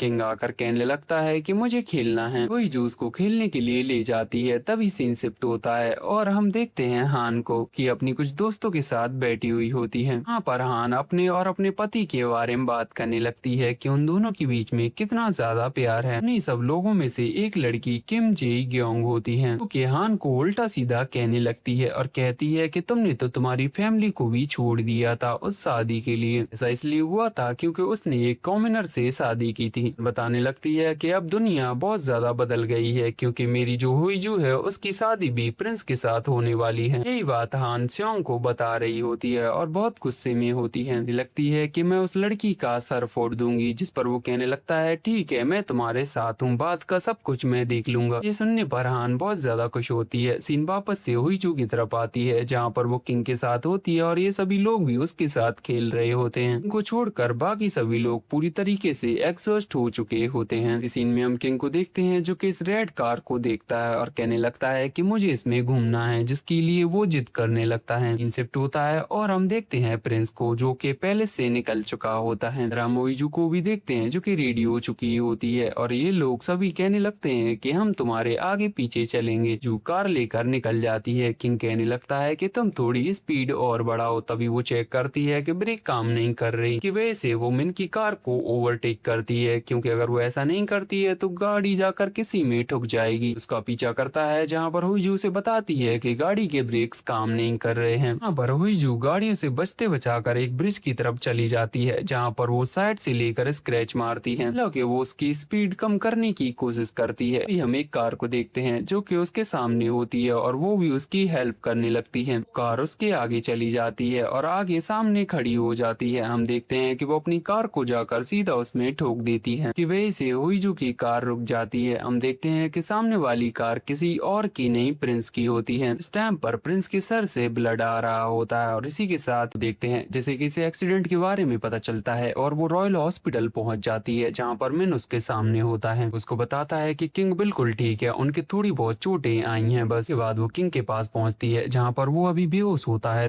मिन से पूछने लगती है कि प्रिंस कहाँ पे है, वो भी उस टाइम पर वहीं पे थे ना। मिन बताता है कि वो मैजेस्टी को बचा रहे थे और उस टाइम पर उनके शोल्डर में भी चोट लग गई, जिसकी वजह से अभी उनकी सर्जरी चल रही है। बोलने के बाद मिन बाहर आ जाता है। ये बंदा कहने लगता है कि उस एक्सीडेंट्स की फोटो सोशल मीडिया पे वायरल हो रही हैं। कहने लगता है कि मिस स्योंग कैसी है, मतलब कि हुईजू कैसी है, जिस पर वो बताता है कि वो अभी बेहोश है लेकिन उनको जल्द ही होश आ जाएगा। पर वो दोनों बात कर रहे होते हैं कि वो जल्दी से जल्दी उन फैले हुए फोटोज को गायब करवा देंगे, मतलब कि रिमूव करवा देंगे। हम क्वीन को देखते हैं जो कि उनकी ये सारी बातें सुन लेती है और उनके यहाँ पे आ जाती है। लगती है कि उस जगह पर हुईजू क्या कर रही थी। से सब कुछ पता चल जाता है कि किंग उसकी ही गाड़ी में था और प्रिंस उसको ही बचा रहा था। इनको देखते हैं जो कि ये सुनने के बाद गुस्से में होती है और वो हुईजू के रूम की तरफ जाने लगती है, जिस पर मिन उसको रोकता है। कहने लगता है कि आप कहाँ जा रही हो, इस टाइम पर आपको किसी के यहाँ पे भी नहीं जाना चाहिए। अगर लोगों को पता चल चुका कि हिज मैजेस्टी कार में थे और उनको बचाने के लिए क्राउन प्रिंस ने ये सब किया था। आपको पता है कि उस जगह पर कितना ज्यादा डैमेज हुआ था और कितने ज्यादा ट्रैफिक रूल्स ब्रेक हुए थे। ये सारी बातें बाहर चली गई तो ब्लेम किसी और के ऊपर नहीं, किंग के ऊपर आएगा। क्वीन कन्विंस हो जाती है, कहने लगती है कि तुम उस लड़की को बचा रहे हो, पर कहने लगता है कि मैं सिर्फ क्राउन को बचा रहा हूँ और कुछ नहीं। टाइम पर हम चोई को देखते हैं जिसके साथ कोर्ट लेडी होती है। तभी डॉक्टर बाहर आता है, कहने लगता है कि सर्जरी बिल्कुल अच्छी तरीके से हुई है और कहने लगता है कि वो अपने शोल्डर को धीरे धीरे यूज कर पाएंगे। हम इनको भी देखते हैं जो कि हुईजू को देख रहा होता है और जाने से पहले वो इस बंदे से कहता है कि तुम्हें हुईजू की प्रोटेक्शन और ज्यादा बढ़ानी होगी। हम किंग को देखते हैं जो कि हुईजू के पास आता है और हमें ये सीन दिखाया जाता है जिसमें कि हुईजू उसका हाथ पकड़ी हुई होती है। किंग भी ऐसा ही करता है और उसको होश आता है। वो जल्दी से उठती है और कहने लगती है कि आप ठीक तो हो ना, आपके कहीं लगी तो नहीं है। और वो कहने लगता है कि मैं बिल्कुल ठीक हूँ। तभी वो पूछने लगती है कि ग्रैंड प्रिंस कहाँ पे हैं, क्या वो ठीक हैं? सही हुईजू को पता चलता है। हम देखते हैं कि वो सीधा प्रिंस के पास आ जाती है, कहने लगती है कि क्या तुम ठीक हो और तुम्हें ये सब करने की क्या जरूरत थी। पर हुईजू देखती है कि उसके फेस पे भी एक स्कार होता है। वो कहने लगती है कि तुम्हें ये सब करने की क्या जरूरत थी, तो बेहोश हो गई थी ना, तुम अब कैसी हो, क्या तुम ठीक हो? बोलकर वो उसके बालों को सही करने लगता है, जिस पर हुईजू पीछे हट जाती है। पर वो कहता है कि मुझे दर्द हो रहा है और हम देखते हैं कि हुईजू फिर से उसके यहीं पे आ जाती है। वो उसके बालों को हटाकर उसकी चोट को देखने लगता है, जिसके बाद वो उसके बालों को फिर से सही करने लगता है। हुईजू फिर से पीछे हट जाती है, लगती है कि तुम्हें ये सब करने की जरूरत क्या थी, अगर तुम ही सही नहीं रहोगे तो मेरे पीछे कौन खड़ा होगा? तुम दिखाते तो मुझे ऐसे हो जैसे कि तुम मुझे बहुत ज्यादा प्यार करते हो। देखते हैं कि प्रिंस ये सुनता है और वो स्माइल करने लगता है। अभी सीन शिफ्ट होता है और हम हुईजू के भाई को देखते हैं, जहाँ पर उसका पिता उसे कॉल करके सब कुछ बता देता है। न्यूज में हुईजू के बारे में ही बताया जा रहा होता है और उसकी कार दिखाई जा रही होती है। कहने लगता है कि मैं आपके पास जल्दी से आ रहा हूँ और वो दोनों निकल जाते हैं। हॉस्पिटल में हम दोई को देखते हैं जैसे कि गार्ड्स रोक रहे होते हैं। तभी वहाँ पर हुईजू आ जाती है और कहने लगती है कि ये मेरे ही साथ है। जाकर हम दोई को देखते हैं जो कि हुईजू के ऊपर गुस्सा करने लगती है और उसको बताती है कि उसके स्टॉक्स कितने ज्यादा गिर गए हैं, मतलब उसकी कंपनी के, है कि इसकी वजह से चेयरमैन बहुत ज्यादा गुस्से में है और वो कह रहे हैं कि तुम जल्दी से जल्दी उनकी ऑफिस में जाके उनसे मिलो। चेयरमैन मतलब कि उसके पिता। जहाँ पर हुईजू कहने लगती है कि उन्होंने मेरी हेल्थ के बारे में कुछ भी नहीं कहा, ने एक बार भी नहीं पूछा कि मैं कैसी हूँ। के बाद वो बताती है कि मेरी कार में किंग थे और हम दोनों को प्रिंस ने बचाया था। ये कहने लगती है कि मेरी सलाह है कि तुम इस शादी को ना ही करो, क्योंकि जब से तुम ये सब कर रही हो तब से तुम्हारे साथ कुछ ना कुछ हो रहा है। तुम दोनों तो वैसे भी 3 साल बाद डिवोर्स लेने वाले हो, तो तुम दोनों इतना क्यों कर रहे हो? ये सारी बातें मिन सुन लेता है जो कि उनके पीछे खड़ा हुआ होता है। हम देखते हैं कि वो दोनों बात करने लगते हैं, जहाँ पर हुईजू बताती है उसने ही क्राउन प्रिंस को प्रपोज किया था और कहती है कि उन्होंने पहले तो मुझे 3 बार रिजेक्ट भी किया था, तुम ऐसा कर क्यों रही हो? जिस पर वो कहती है कि मुझे स्टेटस चाहिए, पास सब कुछ है लेकिन मेरे पास स्टेटस नहीं है, तुम इसके लिए उनसे शादी कर रही हो। ये बोलकर वो बैठ जाता है। लगता है कि अगर तुम्हें स्टेटस ही चाहिए तो तुम मुझसे शादी कर सकती हो। तभी सीन शिफ्ट होता है और हम क्वीन को देखते हैं जैसे कि ये लेडी बता रही होती है कि प्रिंस यहाँ से जा चुके हैं। प्रिंस यहाँ से जा चुके हैं तो राज्य को राजा की जरूरत होगी और वो भी निकल जाते हैं। प्रिंस को देखते हैं जिससे कि मिन मिलने के लिए आता है। तभी सीन शिफ्ट होता है और हम हुईजू को देखते हैं और वो भी हॉस्पिटल से निकल चुकी होती है और यहाँ पर वो प्रिंस को कॉल करने की कोशिश कर रही होती है, जो कि उसका कॉल नहीं उठा रहा होता। लगती है कि वो मुझसे कुछ भी बोल कर नहीं गया है इससे पहले और ना ही हमारी बात हुई थी। पर दोई कहने लगती है कि जब आप मिन से बात कर रही थी तब मैंने प्रिंस को आपके गेट की बाहर देखा था। सही हुईजू ये सुनती है वो जोर जोर से चिल्लाने लगती है। सीन में हम हुईजू को देखते हैं जो कि प्राइवेट रेजिडेंसी में पहुंचती है, जहाँ पर उसका सामान पहले ही निकाल दिया होता है। वो कहने लगते हैं कि ये प्रिंस के कहने पर हुआ है और हम इसमें कुछ भी नहीं कर सकते। प्रिंस अब भी उसका कॉल नहीं उठा रहा होता कि वजह से हुईजू को जाना ही पड़ता है। हम देखते हैं कि प्रिंस उसकी कॉल को देख रहा होता है और उठा नहीं रहा होता। हमें यही हॉस्पिटल वाला सीन दिखाया जाता है जहाँ पर वो गेट के बाहर था और वो सुनता है हुईजू उससे स्टेटस के लिए शादी कर रही है। यहाँ पर वो ये भी सुनता है कि मिन उससे कहता है कि अगर तुम्हें यही करना है तो तुम मुझसे शादी कर लो। वो बस इतना ही सुन के वापस लौट जाता है। हुईजू उसको मैसेज करती है कि जो कुछ भी तुम्हें कहना है तुम सामने से कहो। अगले दिन हम देखते हैं कि हुईजू उससे मिलने के लिए आती है कि तुमने मुझे वहाँ से क्यों निकाला, क्या तुमने ये क्वीन मदर की वजह से किया है या फिर मिन की वजह से? जिस पर वो कहने लगता है कि मिन तुम क्या कह रही हो? जो कहती है कि क्या तुमने कुछ सुना था? जिस पर वो मना कर देता है और हुईजू टॉपिक को चेंज कर देती है। से पूछने लगती है कि तुमने मुझे वहाँ से क्यों निकाला? और वो बताता है कि तुम्हारी कार के साथ किसी ने छेड़छाड़ की थी और इसी वजह से तुम्हारे तुम्हारा वो एक्सीडेंट हुआ था, बंदे को ढूंढा जा रहा है और इसकी इन्वेस्टिगेशन अभी चल रही है, इसी वजह से मैं इस प्लान को चेंज कर रहा हूँ। कहने लगता है कि हम ये शादी नहीं कर रहे हैं। रोहिजू कहने लगती है कि ऐसा नहीं हो सकता, आप ये क्यों कर रहे हो? जैसा कि आपने कहा कि मेरी कार के साथ छेड़छाड़ की गई थी, तो मैं भी एक विक्टिम हूँ, ये तो बात है, और इसीलिए हमको ये शादी रोकनी होगी। अगर मैंने तुमसे शादी की तो तुम सारे रूल्स को ब्रेक करोगी, हर मोड़ पर तुम्हारा कोई नया दुश्मन मिलेगा। अगर ऐसा होता है तो क्राउन तो गिर ही जाएगा। सेहोइजू उसकी ये बातें सुनती है। हम देखते हैं कि उसकी आंखों में आंसू आने लगते हैं। अगले सीन में हम होइजू के भाई सेओ को देखते हैं, जो कि उसके पिता के सामने बैठा हुआ होता है। यहाँ पर वो होइजू के बारे में बता रहा होता है कि शायद उसने ड्रग्स लिया है या फिर वो ड्रिंक करके चला रही होगी। सीधे वो उसकी बुराई करता हुआ जा रहा होता है। तभी हम देखते हैं कि वहाँ पर होइजू आ जाती है। लगती है कि तुम्हें क्या लगता है कि तुम ब्यूटी पर टेक ओवर कर लोगे? पिता कहने लगता है कि तुम मुझे बताओ कि वहाँ पर क्या हुआ था। पर उसके पिता को ये भी पता चल चुका होता है कि उसे क्राउन प्रिंस ने निकाल दिया है। आप इसलिए गुस्सा कर रहे हो क्योंकि आपके स्टॉक नीचे हो गए हैं, तो ऐसा कुछ भी नहीं है। कल के न्यूज़पेपर में ऐसा निकलेगा मेरी कोई भी गलती नहीं थी, ना मैंने ड्रग्स लिया था और ना ही मैंने ड्रिंक किया था, तो आपके स्टॉक्स वहीं के वहीं वापस आ जाएंगे। पिता कहने लगता है कि प्रिंस तुम्हारा यूज कर रहा है तुम्हारे पैसे के लिए, लगता है कि तुम्हें किसी पर भी भरोसा नहीं करना चाहिए। बाद हम देखते हैं कि कंपनी के चक्कर में उसके और उसके पिता के बीच में बहस हो जाती है और होइजू वहां से चली जाती है। होई को देखते हैं जैसे कि होइजू ने भेजा हुआ होता है, जहां पर उसकी कार रिपेयर हुई थी। हम प्रिंस को देखते हैं जो कि चुई के साथ होता है, जहां पर वो उसे बताता है कि मैंने उसको शादी के लिए मना कर दिया है, जिस पर चुई उस पर गुस्सा कर रहा होता है। लगता है कि अगर आप मर्डर भी कर देते तो भी मैं आपका साथ देता, लेकिन यहाँ पर मैं आपका साथ नहीं दूंगा। मुझे ये बताओ कि आपने ये सब क्यों किया? मैंने ये सब उसको जिंदा रखने के लिए किया है। हमें एक फ्लैशबैक दिखाया जाता है जो कि 2005 का होता है। यहाँ पर प्रिंस अपनी माँ को कॉल करके कहता है कि उसे खाने के लिए कुछ चाहिए, जिसकी वजह से उसकी माँ राइट लेती है। जैसे ही उसकी माँ राइट लेती है तभी एक ट्रक वाला उसकी गाड़ी को उड़ा देता है, वहीं पर उनकी मौत हो जाती है। इसी वजह से क्राउन प्रिंस रात में सही से नहीं सो पाते। हम इसी एक्सीडेंट वाले सीन पर आ जाते हैं, जहाँ पर प्रिंस उसके बगल से होता है और खुद को कह रहा होता है कि अगर मैंने आज इसको नहीं बचाया तो मैं फिर बहुत ज्यादा रिग्रेट करूंगा। एंड में प्रिंस कह रहा होता है इसी वजह से मैंने अपने माइंड को चेंज कर लिया और ये सब मेरी गलती थी। मैं फिर से ये वाला सीन दिखाया जाता है, जहाँ पर हम इनको देखते हैं जो कि प्रिंस के सामने होता है। कहने लगता है कि आपको और किंग को मैं प्रोटेक्ट कर लूंगा, लेकिन आपको सियोंग को प्रोटेक्ट करना होगा। कहता है कि आपको उसे पैलेस से निकालना होगा, मतलब कि यहाँ से बाहर जाने देना होगा। इसी वजह से प्रिंस ने ये सब किया था। कहने लगता है कि तुम्हें मेरे लिए एक काम करना है, तुम्हें एक गिफ्ट प्रिपेयर करना है। दिन हम क्वीन को देखते हैं जो कि एक लिस्ट को देख रही होती है, जो कि the inner court banquet guest list होती है, इसमें की रॉयल लेडीज आती हैं। लिस्ट को क्वीन पास कर रही होती है और बहुत सारे लोगों के नाम को काट देती है, मतलब कि लेडीज के नाम को। सिलेक्टेड लिस्ट मिन के पास पहुंचती है, जहां पर वो उसे देखने के बाद कहने लगता है कि फिर से इसमें सभी रॉयल हैं। हम होइजू को देखते हैं जहां पर चोई उसके पास आता है और उसके लिए गिफ्ट लेके आया होता है कि प्रिंस ने उसको भेजा होता है, मतलब कि उसी इनर कोर्ट बैंक्वेट के लिए। जो कहने लगती है कि इसमें तो सिर्फ नोबल वुमेन ही आती है, मैं कैसे इनवाइट हो गई? वो गुस्सा करने लगती है और कहने लगती है कि 600 सालों में आज तक ऐसा कभी भी नहीं हुआ है, अब ऐसा क्यों हो रहा है जो कि मुझे इनवाइट किया जा रहा है? उसको बताता है कि वो आपको इनवाइट इसलिए कर रहे हैं ताकि सभी लोग ऐसा समझे कि उनकी तरफ से शादी के लिए मना नहीं हुई है, क्योंकि पैलेस की तरफ से आपकी शादी के लिए मना नहीं हुई है। जिस पर वो गुस्सा करने लगती है और कहने लगती है कि इसलिए मुझे बुलाया गया है। यहाँ पर वो उसके लिए ड्रेस भी लेके आया होता है जिसे कि वो दिखाता है, लेकिन होइजू गुस्से में होती है और कहने लगती है कि मैं वहाँ पर नहीं जाऊंगी और वो मना कर देती है। सारी बात चोई उसको बताता है। हमें इससे पहले का सीन दिखाया जाता है जहाँ पर हम प्रिंस को देखते हैं जो कि क्वीन के सामने बैठा हुआ होता है। लगता है कि मैं उससे शादी नहीं करूंगा, लेकिन मेरी एक शर्त है कि आपको उसे इनर कोर्ट बैंक्वेट में बुलाना होगा। ये चलते हम देखते हैं कि क्वीन उसकी बातों पर मान जाती है। प्रेजेंट में प्रिंस चोई से कहने लगता है कि उससे जाकर कहो कि मैं उसे बुला रहा हूँ। ये बात दो ही उसको जाकर बताती है। वो कहती है कि वो है कौन मुझे बुलाने वाला? ये उसको कहने लगती है कि क्या तुम उसके ऊपर गुस्सा हो क्योंकि उसने तुम्हें डंप कर दिया है? सुनते ही वो कहने लगती है कि तुमने मेरा मूड खराब कर दिया और अब मुझे खाना भी नहीं है। ये है कि पिता सही कहते हैं, मैं एक बिजनेस वुमैन हूँ और मुझे किसी भी स्ट्रेंजर पर ट्रस्ट नहीं करना चाहिए। बाद हमें कई सीन दिखाए जाते हैं जहाँ पर हम दो ही को देखते हैं जो कि हुईजू को मना रही होती है मिलने के लिए। भी कॉल करके ट्राई कर रहा होता है और उसके ऊपर गुस्सा कर रहा होता है। आपने उसके साथ किया है तो उसका गुस्सा तो जायज ही है। सीन शिफ्ट होता है और हम दो ही को देखते हैं जो कि हुईजू से बात कर रही होती है। दो ही इस टाइम पर पुलिस स्टेशन से निकल रही होती है और वो बताती है कि आपकी कार बंदे ने रिपेयर की थी, मैंने उसका रिज्यूम देखा और उसने सब कुछ झूठा लिखा हुआ है, मतलब कि उसने सब कुछ गलत लिखा है। हुईजू कहने लगती है कि उसके सामने एक शॉप है, वो कुछ ना कुछ लेने के लिए तो गया ही होगा, तुम जल्दी से पता करो। कटने के बाद हम देखते हैं कि हुईजू के पास मैसेज आता है जो कि प्रिंस का होता है। वो कह रहा होता है कि जो कुछ भी बोलना है सामने से बोलो। के बाद हम उन दोनों को एक दूसरे के आमने सामने बैठे हुए देखते हैं, जहाँ पर प्रिंस कहने लगता है कि क्या तुम्हें डर लग रहा है बैंक्वेट में आने से? तुमको डरने की जरूरत नहीं है क्योंकि सब कुछ मैं देख लूंगा। क्यों तुमने तो मुझसे ऐसा कहा था कि मैं सारे रूल्स को ब्रेक करूंगी और तुम्हारे लिए और नए दुश्मन पैदा करूंगी। जो कहती है कि तुमने अपनी जान पर खेल कर मुझे बचाया था, जिसके बाद तुमने कहा था कि हम दोनों की शादी नहीं होगी। तुम मुझे उस चीज के लिए इनवाइट कर रहे हो, ऐसा क्यों? सिर्फ तुम्हें बचाना चाहता था। मैं तुमसे शादी करता हूँ तो तुम्हारे साथ ऐसा ही होगा, बार बार तुम्हारे ऊपर अटैक्स होंगे। और वो उसे डरपोक कहने लगती है। यूहीजू खड़ी हो जाती है और वो इस बो को ले लेती है और कहने लगती है कि तुम किसे सबसे ज्यादा लाइक करते हो? अपनी कैट्स को पसंद करते हो ना? और वो उनकी तरफ बो करके खड़ी हो जाती है। सी वो तीर चलाने वाली होती है। हम देखते हैं कि वो उसको छुड़ा लेता है और इस वजह से उसके हाथ में लग जाती है। जो प्रिंस का हाथ पकड़ती है और कहने लगती है कि तुम ऐसे किसी को प्रोटेक्ट करते हो, किसी को बचाने के लिए ऑफेंसिव होना पड़ेगा। You have to fight back. जो इस कपड़े को लेती है और उसके हाथ पर बांध देती है कि हम दोनों को जो चाहिए रहता है, हम आगे बढ़ते हैं, हम कभी भी पीछे मुड़ के नहीं देखते और ना ही कभी कॉम्प्रोमाइज करते हैं। सीन में हम चोई को देखते हैं जो कि प्रिंस के साथ होता है और कहने लगता है कि उसने ये क्या किया है, उसने अपनी लिमिट क्रॉस की है। बताता है कि उसने अपनी लिमिट क्रॉस नहीं की है और ना ही उसने अपने बो को छोड़ा था, मैं ही था जिसने कि वो बो छुड़ाया था। दूसरी तरफ हम दो ही को देखते हैं जिसके एम्प्लॉय सारे काम कर रहे होते हैं, मतलब कि वो इस स्टोर की सीसीटीवी फुटेज को देख रहे होते हैं। भी हम इस बंदे को देखते हैं जिसे कि वो रिपेयर बॉय मिल जाता है। यहाँ पर वो एक कास्टल ऐप की मदद से पैसे को पे करता है, जिसका फाउंडर कोई और नहीं हुईजू का भाई सियोंग है। इसी वजह से हम देखते हैं कि हुईजू अपने भाई के पास जाती है उसकी हेल्प के लिए, पर वो बताती है कि उसको किसी ने मारने की कोशिश की थी। सुनने के बाद हुईजू का भाई सियोंग ये देखने लगता है। तभी हमें मिन को दिखाया जाता है जो कि इस जगह पर खड़ा हुआ होता है और हमें फिर से ये सीन दिखाया जाता है, अगर तुम्हें स्टेटस ही चाहिए तो तुम मुझसे शादी कर सकती हो। हुईजू कहने लगती है कि हमारा डिवोर्स हो या ना हो ये तो बात की बात है, लेकिन वो हमेशा एक रॉयल रहेगा। तुम्हारी बात अलग है, तुम्हें हमेशा उनको सर्व करना होगा, मतलब कि उनका नौकर बन के रहना होगा। ये सोचकर हम इनको देखते हैं जिसकी आंखों में थोड़े से आंसू होते हैं। हम प्रिंस को देखते हैं जो कि इस जगह पर होता है जहाँ पर उसके पीछे लेडी चोई होती है। हुईजू के बारे में कह रही होती है कि वो बहुत अच्छी लड़की है, अगर चाहो तो आप उसके साथ रह सकते हो। वही से हम प्रिंस को देखते हैं जो कि हुईजू को कॉल करता है और कहता है कि ये सब मैंने तुम्हारी वजह से किया था और इसमें ही तुम्हारी भलाई है, मुझे पता है, और हाँ मुझे माफ कर दो, जो कुछ भी आज मैंने तुम्हारे साथ किया था। मैं तुम्हें और तुम्हारी कैट को किसी को भी हर्ट नहीं करने वाली थी, मुझे भी माफ कर दो क्योंकि मैं अपना प्रॉमिस नहीं रख पाया। सुनने के बाद हुईजू थोड़ा सा खुश हो जाती है। अगले दिन हम देखते हैं कि चोई उससे मिलने के लिए आता है, जहाँ पर वो कहती है कि मैं उस बैंक्वेट में जाने के लिए रेडी हूँ। यहाँ पर चोई उस बैंक्वेट के बारे में इंफॉर्मेशन दे रहा होता है, कहने लगता है कि जिनकी हाई रैंक्स होती है वो आगे चलता है, जिसकी कम रैंक होती है वो पीछे चलता है। यहाँ पर दो ही कहने लगती है कि मेरी मैडम की क्या रैंक है, इनकी तो कोई रैंक ही नहीं है। के बाद हम हुईजू को देखते हैं जो कि उसी बैंक्वेट के बारे में इंफॉर्मेशन देख रही होती है। तभी प्रिंस का उसके पास कॉल आता है और वो दोनों इस जगह पर मिलते हैं। यू आती है और कहने लगती है कि तुम हमेशा ऐसे कपड़े क्यों पहनते हो, मेरे जैसे स्टाइलिश कपड़े पहना करो। ये हम उसको देखते हैं जो कि चलने लगती है और फिर बैक में चलने लगती है, कहती है कि मुझे सबसे लास्ट में चलना है। वो दिन आ जाता है जो कि बैंक्वेट वाला डे होता है और यहाँ पर हम 20 लेडीज को देखते हैं जो कि बैक टू बैक आ रही होती हैं। हुईजू को भी देख रहे होते हैं जो कि इस लिबास को देख रही होती है जिसे कि वो पहनने वाली है। हम फिर से इस सीन पर आ जाते हैं जहाँ पर प्रिंस कहने लगता है तुम कल उनके पीछे कैसे चलोगी, क्योंकि मैं भी हमेशा पीछे चलता था क्योंकि मैं कभी भी सही से नहीं चल पाया। पर वो कहती है कि कल तुम मेरे साथ आना, तुम मेरे पीछे नहीं मेरे साथ चलना और मैं तुमको सिखा दूंगी। हम प्रेजेंट में आ जाते हैं जहाँ पर हम हुईजू को देखते हैं जो किसी कपड़े को देख रही होती है। तभी सीन शिफ्ट होता है और हम उसके भाई को देखते हैं कि अपनी पत्नी के पास पहुंचता है और कहने लगता है कि हुईजू के ऊपर जिस आदमी ने अटैक किया था कल रात उसकी मौत हो चुकी है। सीन शिफ्ट होता है और हम इनर बैंक्वेट को देखते हैं जहाँ पर सभी लेडीज आई हुई होती हैं। यहाँ पर वो बुराई कर रही होती है कि कैसे नोबल फैमिली में इन कॉमनर्स को बुलाया जा रहा है, लेकिन तभी वहाँ पर क्वीन आ जाती है जो कि उसके ऊपर गुस्सा करने लगती है। इसी बीच हम देखते हैं कि गेट ओपन होता है और हुईजू सूट पहनकर एंटर करती है, मतलब कि वो कपड़े पहनकर नहीं आई हुई होती। हुईजू आती है और क्वीन को सम्मान देती है और कहने लगती है कि मुझे माफ कर दो, मैं लेट आई हूँ और आप माफ मुझे कर ही दोगी। यहाँ पर क्वीन उससे कुछ भी नहीं कह सकती क्योंकि पीछे बहुत सारे रिपोर्टर्स होते हैं। अगले सीन में हम सभी लेडीज को देखते हैं जो कि पैलेस में चल रही होती हैं। यहाँ पर हम हुईजू को देखते हैं जो कि सबसे लास्ट में होती है और उसको गर्मी लग रही होती है। इसकी वजह से क्वीन उसको देखती है और कहने लगती है कि हम थोड़ा पैलेस में और घूमेंगे।